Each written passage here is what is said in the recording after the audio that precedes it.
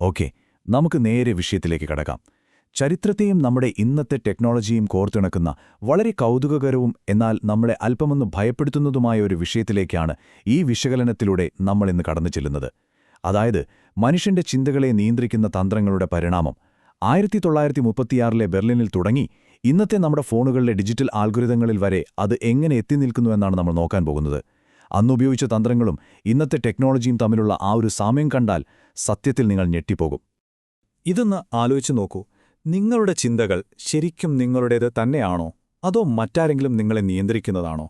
ഇതൊന്ന് വ്യക്തമായി മനസ്സിലാക്കാൻ നമുക്ക് ആര്യൻ എന്നു പേരുള്ള ഇന്നത്തെ കാലത്തെ ഒരു വോട്ടറെ സങ്കൽപ്പിക്കാം. ആര്യൻ ഒരു വലിയ കണ്ണാടിക്ക് മുന്നിൽ നിന്ന് തന്റെ മുഖത്തേക്ക് തന്നെ നോക്കുകയാണ്. താൻ എടുക്കുന്ന തീരുമാനങ്ങൾ, തന്റെ രാഷ്ട്രീയം, തന്റെ ഇഷ്ടങ്ങൾ ഇതെല്ലാം തന്റെ മാത്രം തീരുമാനങ്ങളാണെന്ന് അവൻ വിശ്വസിക്കുന്നു. എന്നാൽ ആ കണ്ണാടിക്ക് പിന്നിൽ അവനെ നിയന്ത്രിക്കുന്ന അദൃശ്യമായ ചില നൂലുകൾ ഉണ്ടെങ്കിലോ? ആ നൂലുകളുടെ ഒരറ്റം എവിടെയാണ് ചെന്നെത്തുന്നത് എന്ന് നമുക്കൊന്ന് അന്വേഷിച്ചു നോക്കാം. ഇതിന്റെ ഉത്തരം കണ്ടെത്താൻ അധികാരവും മറ്റുള്ളവരെ സ്വാധീനിക്കാനുള്ള കഴിവും കാലത്തിനൊത്ത് എങ്ങനെ മാറിയെന്ന് ഈ ഒരു ടൈം ലൈനിലൂടെ നമുക്ക് നോക്കാം. 1930കളിൽ ഇത് പ്രധാനമായും റേഡിയോകളിലൂടെയും സിനിമയിലൂടെയുമായിരുന്നു. ജനങ്ങളെ സ്വാധീനിക്കാൻ അന്നവർക്ക് അതായിരുന്നു ഏറ്റവും വലിയ ആയുധം. പിന്നീട് ശീതയുദ്ധകാലം വന്നപ്പോൾ അത് TV സെറ്റുകളിലേക്കും ഭയം വിൽക്കുന്ന രാഷ്ട്രീയത്തിലേക്കും വഴിമാറി. ശത്രുക്കൾ വരുന്നുണ്ടെന്നും രാജ്യം എപ്പോഴും അപകടത്തിലാണെന്നും അവർ നിരന്തരം പറഞ്ഞുകൊണ്ടിരുന്നു. കാരണം പേടിച്ചു നിൽക്കുന്ന ഒരാൾ വളരെ പെട്ടെന്ന് ഒരാളെ രക്ഷകനായി സ്വീകരിക്കുമെന്ന് അവർക്ക് നന്നായി അറിയാമായിരുന്നു. എന്നാൽ ഇന്ന് വലിയ റേഡിയോകളൊന്നുമില്ല. യുദ്ധക്കളം പൂർണ്ണമായും നിങ്ങളുടെ കൈക്കുള്ളിലെ ആ സ്മാർട്ട് ഫോണുകളിലേക്ക് മാറിയിരിക്കുകയാണ്. ആദ്യത്തെ അധ്യായം 1936 ബെർലിൻ തന്ത്രം. ഇതൊരു വലിയ പരീക്ഷണശാലയായിരുന്നു. ഇതെങ്ങനെയാണ് വർക്ക് ചെയ്തത് എന്ന് നോക്കാം. അഡോൾഫ് ഹിറ്റ്ലറും അദ്ദേഹത്തിന്റെ പ്രൊപ്പഗണ്ട മന്ത്രിയായ ജോസഫ് ഗീബിൾസും ചേർന്ന് ലോകം കണ്ട ഏറ്റവും വലിയ കായികമേളയെ ഒരു വമ്പൻ സൈക്കോളജിക്കൽ എക്സ്പെരിമെന്റാക്കി മാറ്റിയത് എങ്ങനെയെന്നോ? അവർ ജനങ്ങൾക്ക് സത്യമല്ല നൽകിയത്, മറിച്ച് അവർ വിശ്വസിക്കാൻ ആഗ്രഹിക്കുന്ന മനോഹരമായ ഒരു നുണയായിരുന്നു. ഈ തന്ത്രങ്ങളൊന്ന് ശ്രദ്ധിക്കൂ. ഇന്ന് നമ്മൾ കാണുന്ന ഒളിമ്പിക് ടോർച്ചറിലെ അഥവാ ആ തീപ്പന്തം കൈമാറിക്കൊണ്ടുവരുന്നത് ആദ്യമായി തുടങ്ങിയത് 1936 പുരാതന ഗ്രീസുമായി ജർമ്മനിക്ക് ആഴത്തിലുള്ള ബന്ധമുണ്ടെന്ന് വരുത്തി തീർക്കാനായിരുന്നു അത്. രണ്ടാമതായി, സിനിമയെ അവർ ഏറ്റവും വലിയ ആയുധമാക്കി. പ്രശസ്ത സംവിധായിക ലെനി റീഫൻസ്റ്റാൾ ക്യാമറകൾ നിലത്തുകുഴിച്ചിട്ടും മറ്റും വളരെ വ്യത്യസ്തമായ ആംഗിളുകൾ ഉപയോഗിച്ച് ജർമ്മൻ താരങ്ങളെ ഗ്രീക്ക് ദൈവങ്ങളെപ്പോലെയാണ് ചിത്രീകരിച്ചത്. ഇത് കാണുന്ന ഒരാളുടെ തലച്ചോറിൽ യുക്തിക്ക് പകരം പെട്ടെന്ന് വികാരമധികാരം പിടിച്ചെടുക്കും. അവസാനമായി, ജർമ്മനിയിലെ ക്രൂരതകൾ പുറംലോകം അറിയാതിരിക്കാൻ വിവേചനപരമായ ബോർഡുകൾ മുഴുവൻ അവരെടുത്തുമാറ്റി. ഇതൊന്നും വെറുതെ സംഭവിച്ചതല്ല കേട്ടോ. മനുഷ്യങ്ങൾ യുക്തിയെ മറികടന്ന് വംശീയമായ അഭിമാനം കുത്തിവെക്കാൻ വളരെ കൃത്യമായി പ്ലാൻ ചെയ്തവയായിരുന്നു ഇതെല്ലാം.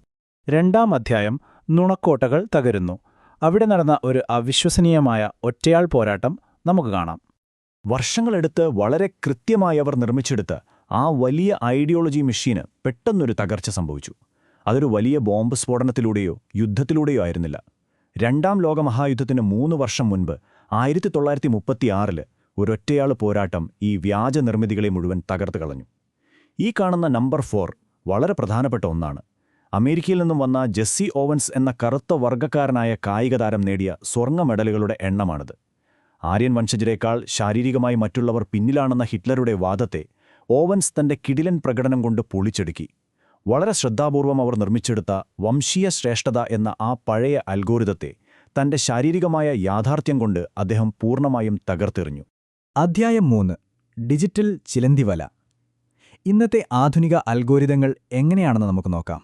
ചരിത്രത്തിൽ നിന്നും നമ്മൾ ഇന്നത്തെ നമ്മുടെ സ്വന്തം ഡിജിറ്റൽ യുഗത്തിലേക്ക് വരികയാണ്. നമ്മുടെ ആധുനിക വോട്ടറായ ആര്യൻ ഇന്ന് നിൽക്കുന്നത് വലിയൊരു സ്റ്റേഡിയത്തിലല്ല, മറിച്ച് തന്റെ ഫോണിന്റെ സ്ക്രീനിലെ നീല വെളിച്ചത്തിലേക്ക് നോക്കിയാണ്. അവൻ കാണുന്നത് യഥാർത്ഥ ലോകത്തെയല്ല, മറിച്ച് അവനെ കാണിക്കാൻ ചിലർ ആഗ്രഹിക്കുന്ന കാര്യങ്ങൾ മാത്രമാണ്. ഇത് വളരെ രസകരമായി അന്നും ഇന്നും തമ്മിലുള്ള വ്യത്യാസം കാണിച്ചു തരുന്നുണ്ട്. ഒരു കാലത്ത് ഗീബിൾസ് ഉപയോഗിച്ചിരുന്ന ഉച്ചത്തിലുള്ള റേഡിയോകളും വലിയ സ്റ്റേഡിയങ്ങളും ഇന്ന് അപ്രത്യക്ഷമായി. അതിനു പകരം തികച്ചും നിശബ്ദമായ, നമ്മൾ ഓരോരുത്തർക്കും വേണ്ടി മാത്രം പ്രത്യേകം തയ്യാറാക്കപ്പെട്ട ഡിജിറ്റൽ അൽഗോരിതങ്ങളും എക്കോ ചേംബറുകളുമാണ് ഇന്നത്തെ ആയുധങ്ങൾ. തന്ത്രങ്ങൾ പഴയത് തന്നെ, പക്ഷേ ആയുധങ്ങൾ പൂർണ്ണമായും മാറി. ഇവിടെയാണ് എക്കോ ചേംബർ എന്ന വാക്കിന്റെ യഥാർത്ഥ പ്രസക്തി. നിങ്ങൾക്കിഷ്ടമുള്ള കാര്യങ്ങളും വാർത്തകളും മാത്രം വീണ്ടും വീണ്ടും നിങ്ങളുടെ ഫോണിൽ കാണിക്കുന്ന ഒരു ഡിജിറ്റൽ ചുറ്റുപാടാണ് എക്കോ ചേംബർ.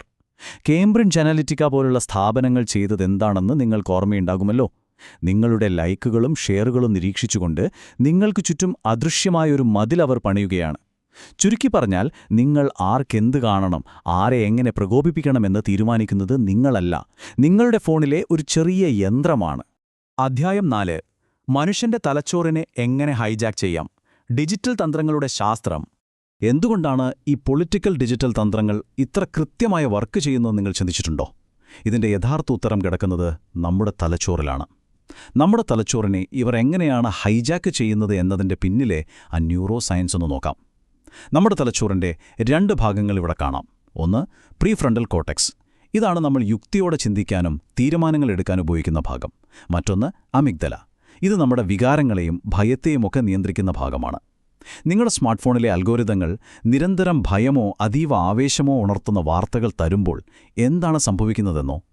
നിങ്ങളുടെ തലച്ചോറിലെ യുക്തി ചിന്തിക്കുന്ന ആ പ്രീഫ്രണ്ടൽ കോർട്ടെക്സ് അക്ഷരാർത്ഥത്തിൽ പണി നിർത്തുകയും വികാരങ്ങളുടെ കേന്ദ്രമായ അമിഗ്ഡല നിങ്ങളുടെ മുഴുവൻ കൺട്രോളും ഏറ്റെടുക്കുകയും ചെയ്യുന്നു. ഇവിടെ ഏറ്റവും കൗതുകകരമായ കാര്യം എന്താണെന്ന് വെച്ചാൽ, ഇതൊരു കൃത്യമായ ശാസ്ത്രീയ പ്രക്രിയയാണ് എന്നതാണ്. ഈ 3 ഘട്ടങ്ങൾ നോക്കൂ. ഒന്നാമതായി, നിരന്തരമായി നിങ്ങൾക്ക് ഒരേ കാര്യങ്ങൾ തന്നെ കാണിച്ചു തരുമ്പോൾ തലച്ചോറിൽ പുതിയ പാതകൾ രൂപപ്പെടുന്നു. ഇതിനെയാണ് നമ്മൾ ന്യൂറോപ്ലാസ്റ്റിസിറ്റി എന്ന് വിളിക്കുന്നത്. രണ്ടാമതായി, ഭയമോ ആവേശമോ നൽകുന്ന കാര്യങ്ങൾ കാണുമ്പോൾ മുൻപ് പറഞ്ഞതുപോലെ അമിഗ്ഡല ഹൈജാക്ക് ചെയ്യപ്പെടുന്നു. നിങ്ങളുടെ യുക്തിപരമായ ചിന്ത അവിടെ നിൽക്കുന്നു. മൂന്നാമതായി, കൺഫർമേഷൻ ബയാസ്. അതായത്, നിങ്ങൾക്ക് ശരിയെന്ന് തോന്നുന്നത് മാത്രം സ്വീകരിക്കാൻ തലച്ചോർ തയ്യാറെടുക്കുന്നു. എതിരഭിപ്രായങ്ങളെ അത് പൂർണ്ണമായും അവഗണിക്കുന്നു. ഡിജിറ്റൽ ലോകം സത്യത്തിൽ നിങ്ങളുടെ തലച്ചോറിനെ റീവയർ ചെയ്യുകയാണ്. ഈ 3 ഘട്ടങ്ങളും ഒടുവിൽ നമ്മെ കൊണ്ടുചെന്നെത്തിക്കുന്നത് കൊഗ്നിറ്റീവ് ബയാസ് എന്ന അവസ്ഥയിലേക്കാണ്. അതായത്, അറിവില്ലാതെ സംഭവിക്കുന്ന ഒരുതരം മുൻവിധി. നമ്മുടെ തീരുമാനങ്ങളെ വളരെ ബാധിക്കുന്ന അബോധപൂർവമായ ഒരു തെറ്റാണിത്. ഉദാഹരണത്തിന്, നമ്മുടെ കഥയിലെ ആര്യൻ എന്ന വോട്ടർ വോട്ടിംഗ് ക്യൂവിൽ നിൽക്കുമ്പോൾ അവൻ വളരെ സ്വതന്ത്രമായാണ് തന്റെ തീരുമാനമെടുക്കുന്നതെന്നാകും അവൻ കരുതുന്നത്. എന്നാൽ യാഥാർത്ഥ്യം അതല്ല. കഴിഞ്ഞ പല മാസങ്ങളായി അവന്റെ ഫോണിലൂടെ ഡോപ്പമിൻ ഉപയോഗിച്ച് ആരോ നിർമ്മിച്ചെടുത്ത ഒരു തിരക്കഥയ്ക്കനുസരിച്ച് മാത്രമാണ് അവൻ പ്രവർത്തിക്കുന്നത്. ആ തീരുമാനങ്ങൾ സത്യത്തിൽ അവന്റെ സ്വന്തമായിരുന്നില്ല. ഇപ്പോൾ നമുക്ക് വീണ്ടും ആ കണ്ണാടിക്ക് മുന്നിലേക്ക് തന്നെ തിരികെ വരാം.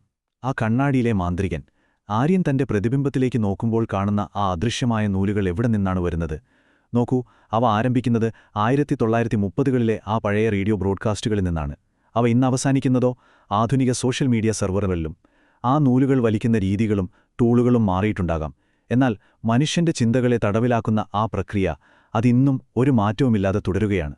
അധികാരമുള്ളവർ ആ നൂലുകളിൽ വലിക്കുമ്പോൾ നമ്മൾ അറിയാതെ തന്നെ അതിനനുസരിച്ച് ചലിക്കുകയാണ്. നമ്മൾ ഈ വിശകലനത്തിന്റെ അവസാനത്തേക്ക് എത്തിയിരിക്കുകയാണ്. അൽഗോരിതങ്ങൾ നിറഞ്ഞ ഈ ലോകത്തുനിന്ന് പുറത്തു കടക്കാൻ ഒരേയൊരു വഴിയേയുള്ളൂ. ഈ വാചകം വളരെ ശ്രദ്ധയോടെ ഒന്ന് വായിക്കാം. ആരാണ് നിങ്ങളെ ചിന്തിപ്പിക്കുന്നതെന്ന് നിങ്ങൾ തിരിച്ചറിയുന്ന ദിവസം നിങ്ങൾ യഥാർത്ഥത്തിൽ സ്വതന്ത്രനാകും. ഇത് വളരെ ശക്തമായൊരു ഓർമ്മപ്പെടുത്തലാണല്ലേ? ഫോൺ സ്ക്രീനുകൾക്കും വൈറൽ വീഡിയോകൾക്കും അപ്പുറമുള്ള ആ യഥാർത്ഥ സത്യത്തെ തിരയുക.